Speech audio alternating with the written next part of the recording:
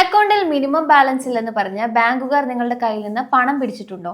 എങ്കിൽ ഇതൊന്ന് കേൾക്കൂ. കഴിഞ്ഞ 4 വർഷം കൊണ്ട് നമ്മളിൽ നിന്ന് ബാങ്കുകൾ ഈ പിഴ ഇനത്തിൽ മാത്രം അടിച്ചെടുത്തത് എത്രയാണെന്ന് അറിയാമോ? 26,170 കോടി രൂപ. അതെ, കേന്ദ്ര സർക്കാർ തന്നെ പാർലമെന്റിൽ പുറത്തുവിട്ട ഔദ്യോഗിക കണക്കാണിത്.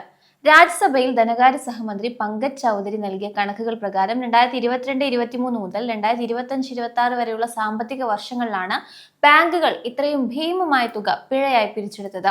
ഇതിൽ ഏറ്റവും രസകരമായ കാര്യം എന്താണെന്ന് വെച്ചാൽ കഴിഞ്ഞ ഒരു വർഷത്തിൽ മാത്രം പിരിച്ചെടുത്തത് 7,086 കോടി രൂപയാണ്.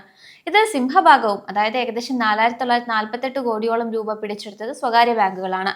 സ്വകാര്യ ബാങ്കുകളിൽ HDFC ബാങ്കാണ് ഏറ്റവും മുന്നിൽ. ഒരൊറ്റ വർഷം കൊണ്ട് 1,798 കോടി രൂപയാണ് പിരിച്ചെടുത്തത്.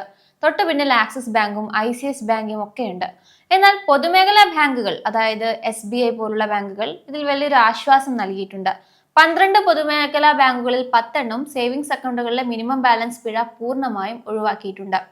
SBI 2020 മാർച്ച് മുതൽ തന്നെ സേവിങ്സ് അക്കൗണ്ടുകൾക്ക് പിഴ ഈടാക്കുന്നില്ല. ഇനി എല്ലാവരും ചോദിക്കുന്ന പ്രധാന ചോദ്യത്തിലേക്ക് വരാം. ബാങ്കുകൾ എന്തിനാണ് ഈ മിനിമം ബാലൻസ് ചാർജ് ഈടാക്കുന്നത്? ബാങ്ക് അക്കൗണ്ട് തുറക്കുന്നത് സൗജന്യമായി തോന്നാമെങ്കിലും ഒരു അക്കൗണ്ട് സജീവമായി നിലനിർത്താൻ ബാങ്കുകൾക്ക് വലിയ തുക ചെലവാകുന്നുണ്ട്.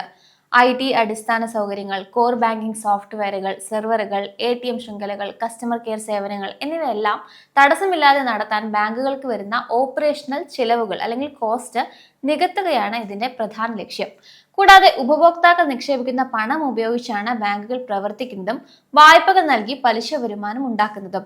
ആളുകൾ അക്കൗണ്ടുകളിൽ ഒരു നിശ്ചിത തുക എപ്പോഴും സൂക്ഷിക്കുമ്പോൾ മാത്രമാണ് ബാങ്കുകൾക്ക് ആവശ്യത്തിന് ലിക്വിഡിറ്റി നിലനിർത്താനും വായ്പ നൽകാനും സാധിക്കൂ.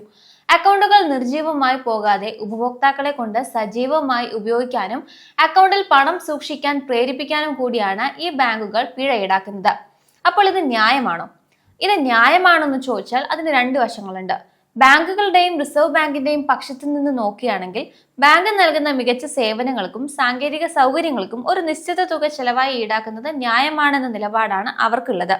തന്നെയുമല്ല, ജൻധൻ അല്ലെങ്കിൽ BSBDA പോലുള്ള ഏകദേശം 73 കോടിയോളം വരുന്ന സീറോ ബാലൻസ് അക്കൗണ്ടുകൾക്ക് ആരും യാതൊരുവിധ പിഴയും ഈടാക്കുന്നില്ല. എന്നാൽ ഒരു സാധാരണക്കാരന്റെയോ ജോലി നഷ്ടപ്പെട്ട ഒരാളുടെയോ പക്ഷത്തു നിന്ന് ചിന്തിക്കുമ്പോൾ ഇത് തികച്ചും അന്യായം തന്നെയാണ്.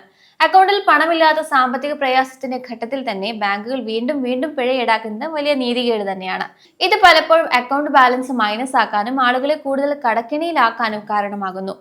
ഈ ഒരു അനീതി മനസ്സിലാക്കിക്കൊണ്ടാണ് SBI ഉൾപ്പെടെയുള്ള ഭൂരിഭാഗം പൊതുമേഖലാ ബാങ്കുകളും ഈ പിഴ പൂർണ്ണമായും ഒഴിവാക്കിയത്.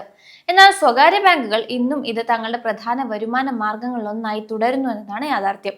നിങ്ങളുടെ ബാങ്ക് അക്കൗണ്ടിൽ നിന്ന് മിനിമം ബാലൻസിന്റെ പേരിൽ എപ്പോഴെങ്കിലും പണം പോയിട്ടുണ്ടോ? എങ്കിൽ ഏത് ബാങ്കിൽ നിന്നാണ് പോയതെന്ന് താഴെ കമന്റ് ചെയ്യൂ.